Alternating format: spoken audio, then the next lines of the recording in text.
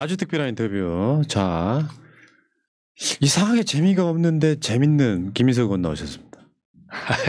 오자마자 재미가 없잖아요, 사실. 아니에요. 그게 사람들은 재미를 유머라고만 생각하는데 아니에요. 몰입력이에요.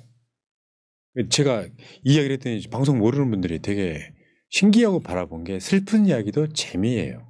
몰입력 그런 건데 김인석 의원은 유머는 좀 부족한데 몰입력 있게 대화 잘하십니다. 감사합니다. 지금 의성에서 오셨죠? 예, 어제 재판 끝나자마자 이재명 대표는 바로 안동으로 가셨고 저하고 다른 최고위원들은 원래 우원식 의장님 약속이 있었어요. 그래서 국회에 가서 뵙고 출발해서 조금 늦게 안동 도착했다가 오늘 오전에 지금 의성 청송 이렇게 쭉 일정이 있는데 저는 의성 마늘 의성에 이제 고운사를 갔다가 조문까지 하고 그리고 지금 막 도착했습니다. 오늘 이 시간까지 현재 피해자가 한 27명 좀 사망자가 상황이 굉장히 심각해요.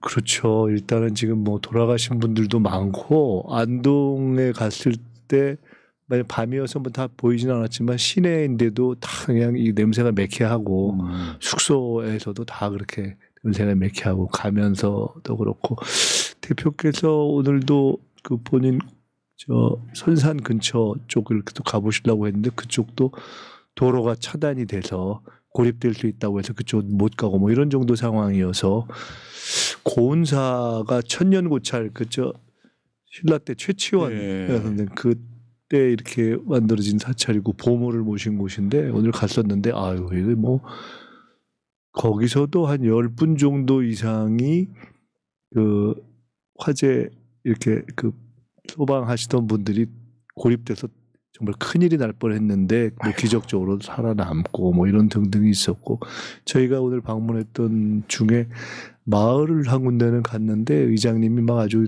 정말 아주 통곡을 하셔서 꼭 가봐야 된다고 해서 같이 갔는데 마을이 그냥 완전히 다 타버린 많지는 않은 한 10가구 정도 있는 곳이지만은 참 이 산불이라는 것을 가까이서 이렇게 접할 저희가 이제 경우가 별로 없잖아요. 구조가 전혀 달라서 불이 정말 몇 킬로씩 확 날아다니면서 이렇게 포탄이 날아가듯이 그랬다는 거예요. 그래서 하여간 참 보고 나온 어떤 충격 이런 것이 아직도 잘 가라앉지를 않는 그런 상황입니다. 그렇죠. 국가적 재난인데 네. 참 그렇다고 윤석열 정권이 이런 것 자체를 유능하게 하고 있는 그런 느낌도 없고요. 하여간 걱정입니다. 그 상황에서 또 뼈가 이렇게 쭉 현장 같이 가셨는데 오면서 저도 지금 막 보니까 아까까지는 아니었는데 오다가 보니까 또 그 현장에서 또 약간 또 경호의 문제도 생기고 이런 일도 있었어요. 예. 자, 알겠습니다. 여러분 화면 상단에 김인석 후원 계좌하고요. 채팅창 상단에 김인석 TV도 좀 관심 있게 제가 적극적으로 오늘 푸시할 만한 분위기는 아닌 것 같습니다. 자, 모신 이유는 지금 딱 2가지 이슈만 다뤄보겠습니다. 네. 어제 이재명 대표 항소심 무죄. 물론 무죄가 당연한 재판이었지만 한편으로 보면 이게 갖고 올 파장은 엄청나게 큰 것 같아요. 물줄기 방향이 바뀐 그런 거죠. 네. 사실상 저희들은 다 조기 파면 사실 조기라는 것이 의미가 없죠. 왜냐하면 변론기일이 정해진 대로 다 끝난 것이 이미 됐고 헌재의 우리 정청래 법사위원장을 포함해서 헌재에 쭉 출석하고 지켜보던 분들이 약간씩 견해 차이 있었지만 종합하면 아무리 늦어도 3월 14일에는 다 될 것이다라는 것이 다 공론이었기 때문에 그런 파면이 하나가 있었고 그 극단에 이제 기각이라는 거의 가능성이 없는 이런 것이 있었는데 실제 상황은 이제 어제 있었던 이재명 대표의 재판 그것과 그리고 헌재의 결정을 연동시켜서 최대한 붙여보자라는 이른바 지연전이 사실상 저쪽에서 계속 이야기도 했고 권성동 이런 쪽에서 그래서 실제로 이게 이제 지연이 돼서 온 것이어서 저쪽은 정말 뭐 어마어마한 기대를 했다는 거 아닙니까 지금? 근데 이제 어제 재판을 통해서 전체의 큰 뭐 전장으로 이야기하면은 큰 전장에서의 고지 자체가 이제 바뀐 거죠. 그러니까 저 사람들이 이재명 사법 리스크 하면서 계속 푸시했던 거. 사실은 저 공직선거법 제외하고 나면요. 대장동이네 성남 FC네 사실은 재판해 볼 게 별로 없는 얼개 속에 들어 있거든요. 네, 거의 없는 거죠. 그러니까 수사 재판을 막 10개 가까이 막 달아놓고 이 사람은 범죄자야라고 했는데 확정적으로 공직선거법이 유죄만 나오면 이재명 대통령 안 만들 수 있고 정권 재창출할 수 있다 뭐 이런 식의 자기들이 키워놓으니까. 그러니까 이제 거기서 본인들이 기대하는 쪽으로 조금만 결과가 이게 애매하게 나왔으면 아마 어제 이후는 그야말로 총이라는 말을 총 공세를 했겠죠. 네.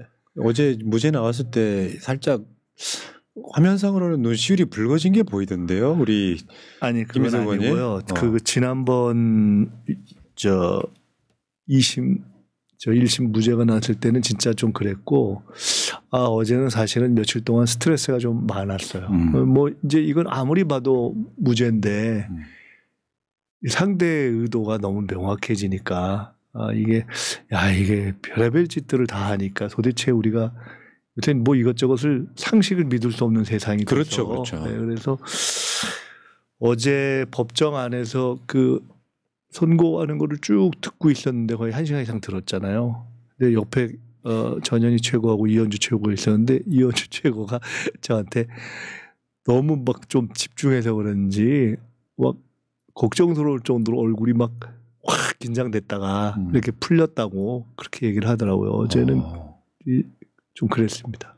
근데 우리 법정에 들어간 건 아니고 속보로만 이렇게 보면 큰 무리 없이 초반에 과잉수사, 검찰권 남용만 제외하고 나면 나머지는 그냥 굉장히 술술 풀렸거든요. 네, 전체적으로 들으면서 참 선고를 들으면서 진짜 참 엄청나게 촘촘하고 꼼꼼하고 성실하게 정리를 했다 하는 느낌을 받았습니다. 이게 뭐 사실은 그 재판부 입장에서도 얼마나 부담스러운 것이고 지금 이미 하는 걸 보니까 막 그 여러 가지 공격들을 하던데 그런 것까지를 염두에 두면서 모든 경우에 다 대처해야 하는 것을 생각했기 때문에 그야말로 시비의 여지가 없이 맞아요. 하기 위한 정말 준비를 철저하게 했다.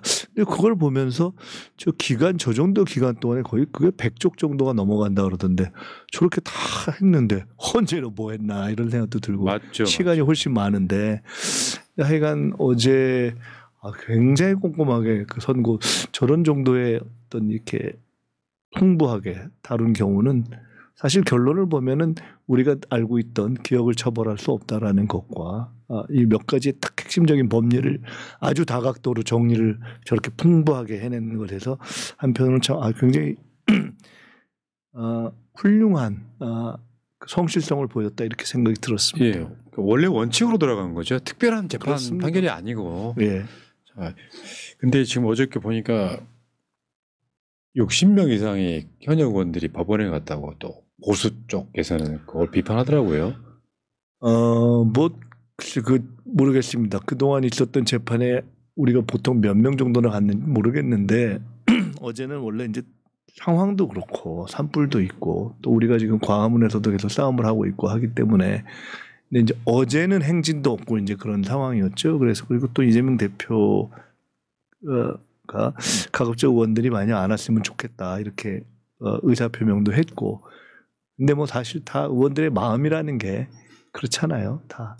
아니 걔네들이 웃긴 게 만약에 유죄가 확정되면 400억 넘게 뭐 그거 다시 물어줘야 된다는데 당대표 어떤 상황에 원래 그런 원칙으로 갔지만 사실 공직선거법 1심이 너무 황당하게 나와가지고 국회의원들이나 좀 관심을 좀 더 갖자라고 하는 내부적 분위기도 있었을 것 같아요. 그리고 다 이렇게 이런저런 과정을 거쳐오면서 다 한마음 한뜻이잖아요. 그런 동지로서의 마음이 있고 한데 자연스럽죠. 자, 그런데 지금 어저께 그리고 나서 저녁에 오후 5시 한 6부터 의원총회 또 열었잖아요. 네, 저는 그 의총은 참석을 못하고 이제 원식 의장 뵙고 그리고 이제 바로 안동으로 출발을 했습니다. 야, 지금 지금 내용은 뭔가 전에 들었습니다. 이 구석구석에 지금 보궐선거, 재선거, 네, 보궐선거 지금 있고 사실은 이게 이 상황에 보궐선거, 재선거 지원을 가는 것이 한편으로는 좀 그렇지만 또 정당이기 때문에 안 할 수가 없잖아요. 그런 여러 가지 일들이 동시적으로 지금 진행이 되고 있습니다. 광화문에서 네. 또 산불 현장에서 산불 현장에 지금 행안위 의원들이 지금 며칠 전에부터 시작해서 거의 매일들 지금 쭉 행안위 같이 움직이고 있고요. 또 보궐선거 현장도 그렇고 해서 정말 민주당 의원들이 곳곳에서 거의 뭐 24시간 체제로 열심히들 하고 있습니다. 야, 그래도 어제는 진짜 가뭄이 한 줄기 단비 같은, 예를 들어서 이재명 대표 유죄가 2심에서 한 번 더 나오고 파면 선고는 안 나오고 그랬다면 싸우는 힘이 굉장히 소진될 뻔했다. 아주 이 팍팍한 그렇죠. 팍팍한 그러니까 이제 상대가 아주 막 엄청난 공세를 펼칠 그런 것을 이제 헤쳐나가야 되는 상황인데 역으로 생각하면은 이제는 사실 파면 선고 하나 남은 건데 큰 틀에서는 아무리 꽁수를 써도 이 꽁수가 통하기 어려운 상황으로 일단은 큰 국면을 그렇죠. 전환한 것이죠. 근데 이거 하나만 더 한번 다뤄볼게요. 이재명 대표의 사법 리스크가 있어서 민주당이 윤석열의 내란에도 불구하고 이재명 사법 리스크 때문에 정권 못 바꿀 거야라고 생각했던 민주당 당내 주자들이 있어요. 근데 어제 사실은 이 효과가 있었다고 생각해요. 그런 목소리를 완전히 잠재워 버리는 거잖아요. 뭐 그렇게까지 생각을 했겠습니까? 아니 그렇게 했던 사람들 저는 뻔히 눈에 보고 있는데 예. 귀로 들은 이야기도 야 이재명 어차피 뭐 지지율이 지금 높아도 대법원 헌법재판소가 파면을 늦게 해가지고 대법원 판결까지 나가지고 출마 못하면 결국 뭐 누군가가 나가야 된다 뭐 이런 식으로 이제 막 펌프질했던 거잖아요. 어디까지 이야기가 저희가 내부적으로도 이런저런 논의를 하면서 일단 워낙 1심이 황당했기 때문에 이게 무죄 그러니까 사실상 뭐 당선 무효형에 해당하지 않는 그런 무죄가 될 것이라는 확신이 내부에 워낙 강했고 근데 다만 만에 하나 우려가 있었던 거 아닙니까? 네. 워낙 이게 뭐 이상한 일들이 많이 나니까. 근데 그것이 당내의 큰 결속이라든가 또는 이재명 대표가 이제 윤석열 파면이 됐을 때 그 이후 상황에 대처하는 어떤 위치와 역할 이것을 흔들 것이다라고 보는 것은 사실은 없었습니다. 근데 제가 어떤 이야기 들었냐면 예. 무소속 후보를 하나 내야 된다. 이재명 대표가 경선 치르고 정식 후보 등록을 했는데 그 대선 직전에 대법원 선고가 나오면 뭐 소설이야 누가 뭐 쓰겠어요. 네. 아니 그러니까 그런 소리를 듣고 있을 때 근데 뭐 하여간 이제 그런 소설 자체가 다 의미가 없는 상황이 되기 그렇죠. 때문에 큰 이 안개는 하나가 정리가 돼버린 거죠. 네. 이제 헌재 파면 선고만 남은 겁니다. 그러니까요. 그런데 이제 정상적이면은 그 헌재 파면 선고가 어떤 이유에서든 지연되고 있는 그러한 이제 것이 정리가 이제 돼버리고 제풀에 꺾여서 정리가 돼버려야 되는데 사실 창피한 거잖아요. 이게 헌재 파면 선고를 어떤 이유로든 이재명 대표 제가 명예의 시간이라는 표현을 썼는데 상식적으로 보면 이미 끝났어야 되고 네. 명예를 지키려면 적어도 이재명 대표 재판을 혹시 지켜보고 하나라는 소리는 안 들어야 이게 최소한의 명예를 지키는 건데 이미 그 명예까지도 명예의 시간도 넘어가 버린 거죠. 야 이거 저 재판 결과 보고 하려나 보다 하는 굉장히 불명예스러운 상황이 된 것인데 이미 그 시간도 지나 버렸습니다. 근데 이제 그래서 바로 정리가 돼야 되는데 또 그렇게 될 것이라고 보고 있고요. 다음 주 내에는 선고가 되지 않겠느냐. 그 가능성이 이제는 훨씬 높아졌다고 보고 있는데 네. 동시에 저희가 이게 궁지에 몰리면 더 버틸 수 있는 뭐 이런 경우가 있잖아요. 그렇기 때문에 최악의 상황에도 대비를 해야 한다는 인식을 가지고 여러 가지 또 생각을 하고 있습니다. 그러니까 이걸 하나씩 풀어볼게요. 네. 왜 이렇게 늦어지느냐에 대해서 아직까지는 8대 0은 변함이 없는데 이재명 대표 재판과 맞물려서 시기 조정 중이라는 썰. 아직까지는 이게 약간은 대세인 것 같아요.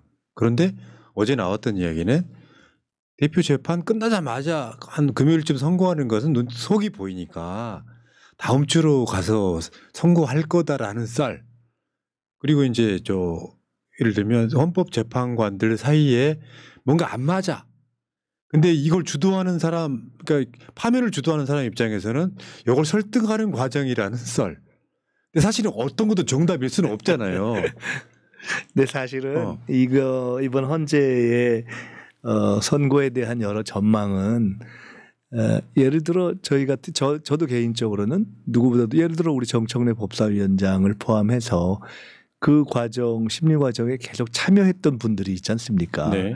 그러니까 그분들도 전제로서는 본인들이 개인적으로 특별한 다른 정보를 가지고 있지는 않다. 그리고 특별히 헌재 재판관 누구로부터도 그에 대한 어떤 이렇게 될 것이다라는 이야기를 듣고 있지는 않다라는 전제하에 다 말씀들을 하신 건데 이제 저희는 우리 당의 소추단의 의견을 가장 존중할 수밖에 없잖아요. 네. 근데 예를 들어 뭐 우리 정청래 위원장 또는 뭐 박범계 간사, 뭐 최기상 의원님 이런 분들, 근데 계속 지켜보고 그야말로 숨소리까지 지켜봤을 그분들의 판단을 통해서 저희들이 어떤 경우에도 3월 14일은 안 넘길 것이다라고 사실 듣고 그거를 존중하면서 판단을 하고 있었기 때문에 그게 넘어서면서는 아예 참 어려운 예측이구나 하는 생각을 하고 있어서 조금 전에 말씀하신 썰 1, 2, 3, 또 4, 5가 어떻게 되든 그에 대해서는 저는 이제 뇌피셜은 잘 안 돌리려고 생각하고 있습니다. 근데 우리 의원님은 이제 예방적 차원일 수도 있는데 보이지 않는 선 이야기를 했어요. 네. 그러니까 그게 확정돼서 아니라 이렇게 이제 의심할 수도 있다라는 두 차원을 가지 얘기한 때문이었죠. 명확한 것은 그 어떠한 예측에도 불구하고 대부분의 객관적인, 그러니까 소위 일반적으로 우리가 얘기하는 좀 중도적인 언론을 포함해서 다 그렇게 보고 있었기 때문에 7일설, 11일설, 14일설이 다 무너졌다. 그 이유가 고의적 지연이건 아니면은 실제로 지금 결론 자체가 안 났건 간에 무너졌다는 것이 하나가 있고, 두 번째로는 저희들이 처음에는 설마 했던 실제로 전략적 목표를 이재명 대표의 재판하고 연동시키려 한다라는 것이 그냥 한두 사람의 말이 아니라 실체화되고 있구나라는 그 두 가지를 보면서 이것이 자칫하면은 굉장히 어려운 상황으로 갈 수 있겠구나라는 것에 대해서 좀 우리가 깊이 좀 경계를 해야 된다는 생각과 저도 좀 달리 보고 그런 얘기를 해야 되겠다라는 생각이 들어서 그 말씀을 드렸습니다. 그러니까 보이지 않는 선이라고 하는 어떤 막연한 얘기가 아니라 누군가가, 저는 아직까지 믿고 있는 건 뭐냐면 파면인데 누군가가 헌법재판관 중에 한 명이나 두 명이 요 선고를 늘어지게끔 하려는 어떤 뭔가를 작용을 하고 그 작용을 뒤에서 하는 사람은 실제로 파면을 당해야 되는 사람 쪽일 가능성이 되게 높고, 거기서 이제 보이지 않는 손이라고 말씀드렸던 것은 이 전체 그림을 헌재 선고를 지연시키고 그리고 그것을 이재명 대표 재판 결과를 본인들이 생각하는 것과 연동시키려 하는 그런 방향에서 최대한도로 지연시키면서 이재명 대표 선고 결과를 보고, 또 저희들이 사실은 이런저런 언론들을 통해서도 2심 재판부에 대한 다양한 작용이 가해지고 있는 것 같다는 얘기를 사실 좀 들은 바가 있거든요. 그래서 그런 의미에서의 보이지 않는 손을 말씀드렸던 겁니다. 그러니까 3월 7일설이 지금 그 구구단 7단처럼 14일, 21일, 28일까지 사실 28일도 물 건너갔다고 보는 게 일단 맞을 것 같죠.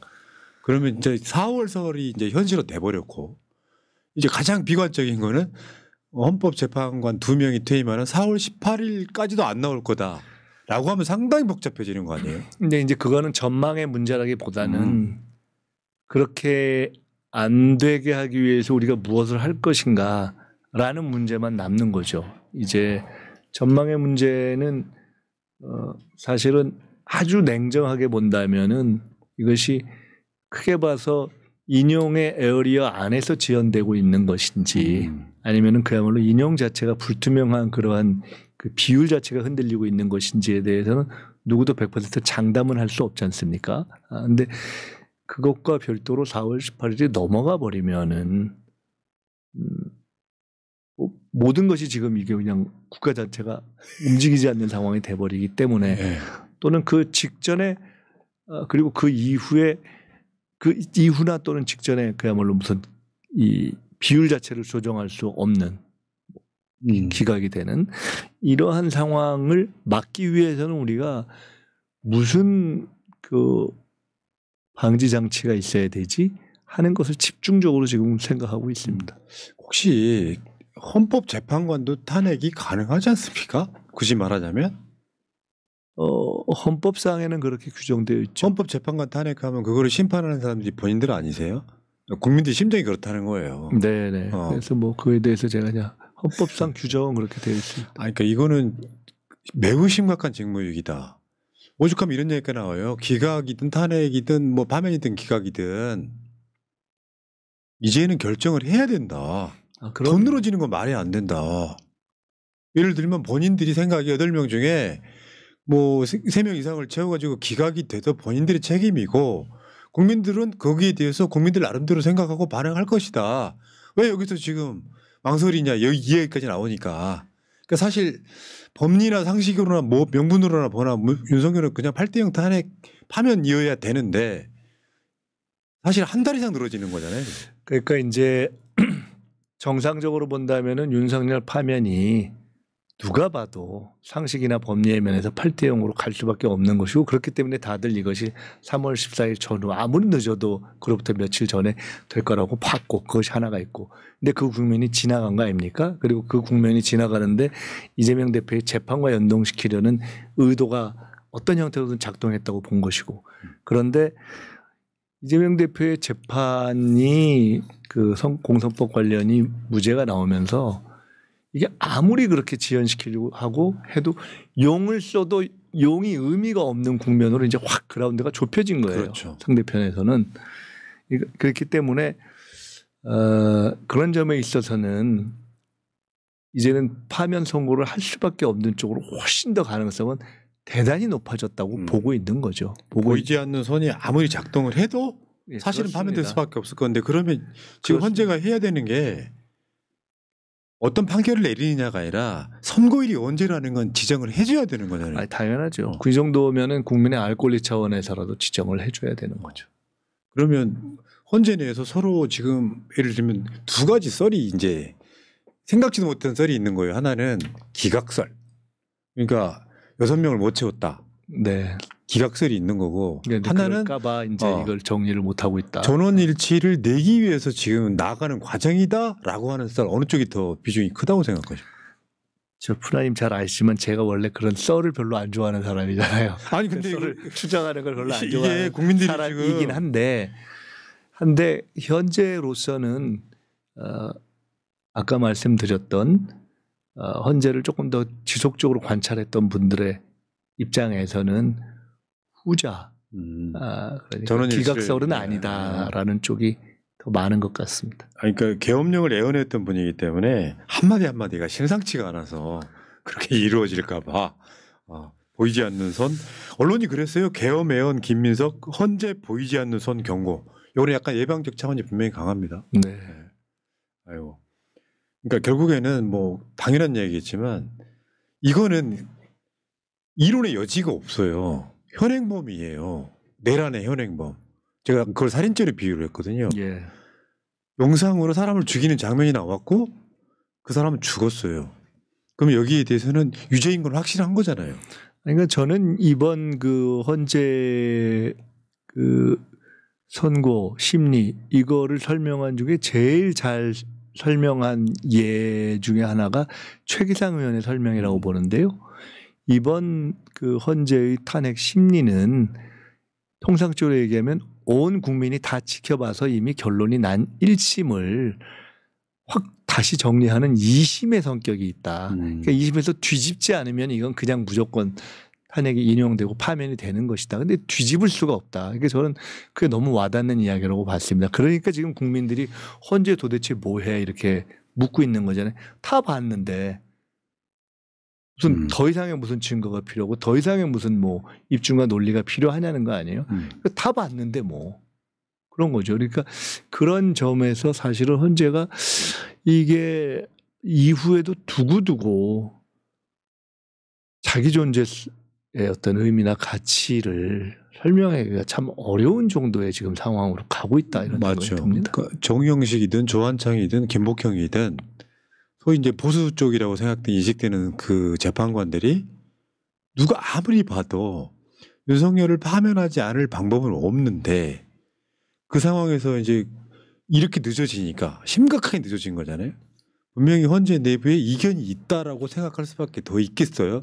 뭐 그건 분명한 거죠. 예. 근데 그 이전에 있었던 거는 이재명 대표 재판 이후에 낼 거다라고 하는 건 파면은 파면인데 시기 조절하는 썰이었다고 하면 다음 주에 만약에 이게 안 나오면 최소한 다음 주 초중반에 선고일 자체가 안 나오면 이제 4월 18일설에 또 힘을 얻게 되는. 그럼 진짜로 이게 뭐지? 이게 그냥 그런 시기 조절을 넘어선 보다 더 근본적이고 심각한 문제인가? 라는 생각을 할 수밖에 없고 그 마지노선을 어느 날짜 정도로 봐야 될 것인가? 그렇게 될 때 최악의 상황이 되지 않도록 우리는 어떤 일을 해야 할 것인가를 정말로 생각을 깊이 하고 있습니다. 근데 방법이 뭐예요? 민주당이 생각하는 여기에 관련된 할 수 있는 방법이 뭐예요? 글쎄요, 뭐 그건 제가 다 답답하니까. 예. 아니 뭐 언론에서 이렇게 나와 있는데 제가 뭐 그걸 구체적으로 말씀드리기는 좀 그런 것 같고요. 근데 지금까지는 내부에서 뭐 예를 들어 무슨 뭐 누구를 탄핵하자 이런 것이 하나가 있어도 그 방법이 실익이 있냐 없냐 시기가 맞냐 아니냐 이런 걸 갖고 조금 이렇게 갑론을박도 있고 약간의 차이는 있고 뭐 이런 경우가 있었습니다. 근데 아까 말씀하셨던 실제로 어느 우리가 생각하는 시기를 넘어버리면 정말 이렇게 무슨 상상할 수 없는 상황이 돼버린다. 그러니까 이 시기를 넘기면 안 된다. 그럼 그 시기를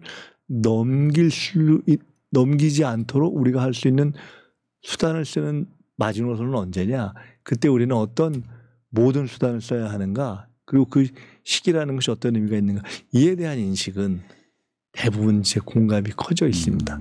그래서 너무 구체적인 말씀은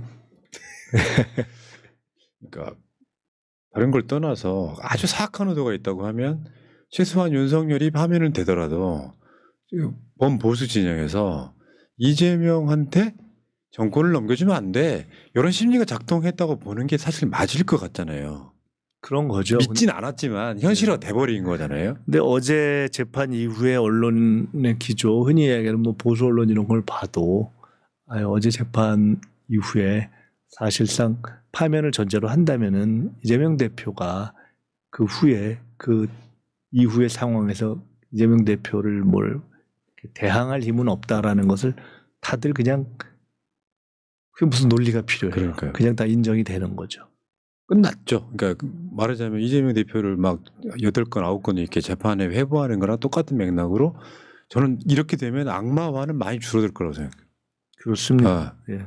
악마화가 많이 줄어들고 이제 이재명 대표 보통 사람이야. 행정 잘하고 아이디어 넘치고 추진력 있는 사람이야. 이런 식으로 정도만 낮춰줘도 그러니까 그 사람들은 그냥 악마로 보기 때문에 이재명 대통령이 되는 거에 대한 두려움이 아주 막 저항 막 하여튼 그 철조망 같은 거를 만들어 놨던 거잖아요. 이게 지금 좀 더 없어지지 않을까 이런 생각해 봅니다. 그러면 지금 우리 의원님 생각하시기에 뭐 가장 초기 발달하신 분이라서 언제 선거는 지금부터 사실 의미가 없어요. 죄송해요. 너무 무거운 짐인데. 아니에요. 예. 7, 14, 21, 28이었는데 다 안 맞았어요. 이건 점쟁이 문제가 아니니까. 그러면 다음 주의 가능성은 어느 정도라고 보세요? 다음 주에 안 하면은 비상 상황이 생기는 것이기 때문에 네. 다음 주가 90%를 넘는다고 봐야 되겠죠. 근데 지금까지 말씀드렸듯이 대전제하에서 저희들이 계속 날짜를 뭐 이럴 것이다라고 말씀드렸는데 다음 주에 돼야죠. 다음 주에 안 되면 이게 한 주밖에 없어요. 이제 4월 18일까지는. 네, 그렇습니다. 다음 주 한 주밖에 없죠. 언제가 선고일을 주 초반에 지정해가지고 주중에 선고할 가능성은 좀 없어 보이지 않아요? 또 금요일이라고 생각하는 게 가장 상식적이지 않습니까? 이번에는 뭐 별의별 설이 다 있었습니다. 사실 뭐 그날 오전에 해가지고 오후에 할 거라는 설, 뭐 별의별 설들이 많았기 때문에. 근데 뭐 어찌 됐건 다음 주를 넘어가면 안 된다. 다음 주를 넘어가면은 우리가 굉장히 복잡하고 이제 어려운 국면으로 갈 것이다. 그렇죠. 헌재 직무유기라 그래서 윤석열 파하면 되는 건 당연한 건데 이렇게 수고할 일이냐. 사실은 우리가 11번의 그 변론에서도 보면 저런 얘기 들으려고 헌재가 지금 그렇게 많은 시간 할애했냐에 대한 비판이 있었거든요. 반성이라고는 일도 없이 다시 돌아오면 그냥 계엄 면허증 주는 거잖아요. 그게 굉장히 좀 윤석열을 지키고 싶어도 못 지키는 가장 핵심적인 이유일 거예요. 아니, 보수 말이 안 되는 재판관들도. 거잖아요. 이게 무슨 계몽이니 뭐냐 하는 말도 안 되는 얘기를 했는데 계엄을 정치 수단으로 그러니까 우리가 상상할 수 없지만은 윤석열의 복귀라는 걸 상상할 수 없지만은 실제로 만약에 윤석열의 복귀라는 걸 헌법재판소에서 공인해 준다면 그것은 계엄 군사적 수단으로서의 계엄이라는 것을 정치 수단으로 인정해 주는 거잖아요. 일종의 군사 통치 국가가 되는 헌법을 다시 쓰는 거죠. 그 대한민국을 민주공화국이 아닌 다른 나라로 바꿔버리는 거잖아요. 근데 그렇게 되면 어떤 합법적인 어떤 사법 체제에 대한 신뢰가 존재하겠어요. 완전히 만성 갈등 국가가 되는 거죠. 갈등의 만성화, 군사 통치에 만성 갈등 국가로 가는 길을 헌재가 열어준다? 말이 안 되죠. 헌법을 새로 쓴다? 말이 안 되니까 사실은 불가능한 거죠. 정상인이면 불가능한 거예요. 그렇기 때문에 사실은 비록 시기 예측이 틀리긴 했지만 다 지켜본 분들이 무조건 이건 8대 0이고 3월 중순이면 끝난다라고 본 거고 여전히 실제 결정을 할 때는 그 틀을 최소한 법조인들이기 때문에 벗어나는 것이 불가능할 것이다라는 예측과 전망과 기대 이런 것들을 하고 있는 거죠. 너무 지쳐 있어요, 국민들이. 그럼요. 다른 걸 떠나가지고요. 이게 하루하루 한 주 한 주 지체될수록 정말로 고통 겪고 있는 분들이 꽤 많을 겁니다. 장사하시는 분들부터 시작해가지고 경제는 한없이 망가지고 있는데 그러면 언제까지 선고한다는 것이라도 나와줘야 그때까지 버티거든요, 사람들은. 헌재가 지금 이제 헌재가 당연히 윤석열 파면해 줄 걸로 믿었던 사람들이 헌재를 의심하기 시작하면서 헌재 자체가 이제 윤석열과 공범이라는 얘기까지 나올 정도 지경에 이르렀습니다. 헌재가 이견이 뭐 있는 것으로 보이고 어떤 형식으로든 그 근본적인 것이건 실체적인 것이건 절차적인 것이건 그에 대한 이견뿐만 아니라 이견을 정리해내는 역량과 의지, 결단력, 결기 이런 것에 대해서는 사실은 헌재 전체에 대해서 굉장히 실망이 이제 생긴 거죠. 참, 의원님 힘드시죠? 아이, 저희야 뭐. 작년, 거의 이맘때쯤 아니었어요? 계엄령 이야기 나온 게? 당선되고 얼마 안 돼서. 8월 달. 네, 작년 8월쯤부터 이제 이 얘기를 김영현이 장관 임명됐을 때부터 제기한 거니까요. 지금도 어처구니 없고, 저는 지금도 참 찔기죠. 네. 이게 이 내란이 참 찔기게 정리가 안 되고 있는 것이어서. 근데 다른 무엇보다도 오늘 의성하고 안동 갔다 오면서도 그런 생각이 들었는데 국민들께 너무 미안하다 생각이.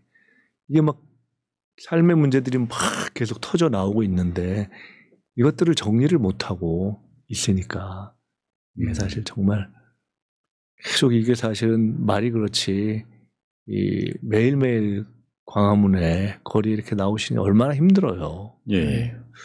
저희도 그런 생각을 하는데 국회의원들도 아마 이번 때 국회의원들은 진짜 사실 무슨 비는 날이 없잖아요. 4년 매일매일. 같은 지금 네, 1년을 보내고 매일매일이고 뭐 24시간 내내 사실은 다들 전원이 사실 참 만만치 않은 시간들을 보내고 있죠. 근데 뭐 그게 뭐 만만치 않고 힘들다고 얘기할 수 있는 상황이 그렇죠. 아니잖아요. 국민들이 더 힘드니까.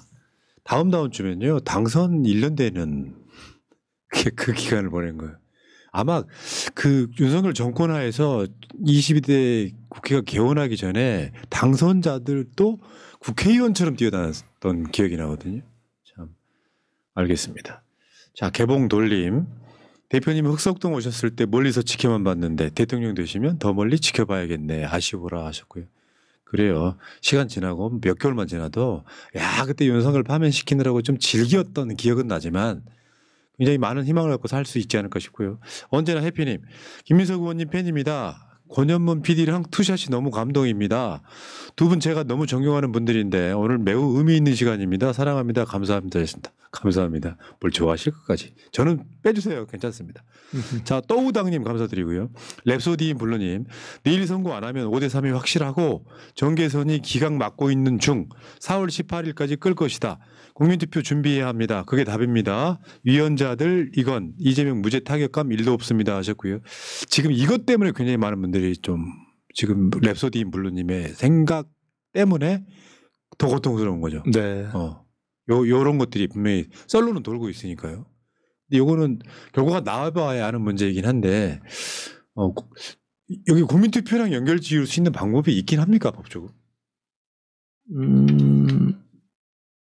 뭐 글쎄요. 거기서 국민투표는 이제 어떤 분들은 이제 이것이 이렇게 저렇게 정리가 안 되면은 개헌하고 연동시켜야 된다라는 차원에서 그렇게 말씀을 제기하시는 임기 단축 개헌. 네, 경우가 그러니까 헌재를 통한 방식이 아니라 뭐 지금 이제 말씀하신 것이 어떤 취지에서 말씀하신 거는 조금 더 말씀을 직접 듣고 나눠봐야 알겠지만은 국민투표와 관련해서는 개헌과 관련해서 그러니까 임기 단축 개헌으로 이거를 정 안 되면은 정리해야 되는 거 아니냐라고 제기하는 분들도 있는 것으로 알고 있는데요.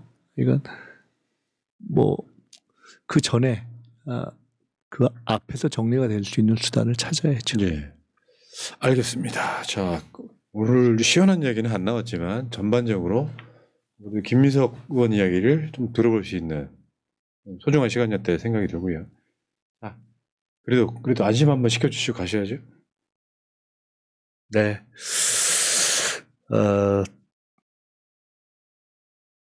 그래도 또 큰 고비를 하나 넘겼지 않습니까?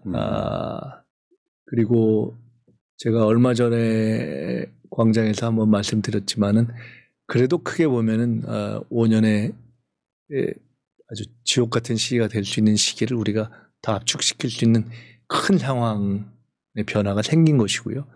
저희들이 이게 정말 생각보다 이 뿌리가 너무나 질기구나 하는 것을 확인하고 있지만 그러나 결국 다 정리될 것이라고 봅니다. 그런 믿음을 가지고 이제 정말 얼마 남지 않았으니까요. 지치지 마시고 저희도 마지막까지 정말 악착같이 하겠습니다. 같이 힘내시자고요. 예. 또 현장에 나가서 고생해 주시기 바라겠습니다. 다음에 뵙겠습니다. 고맙습니다. 네, 감사합니다.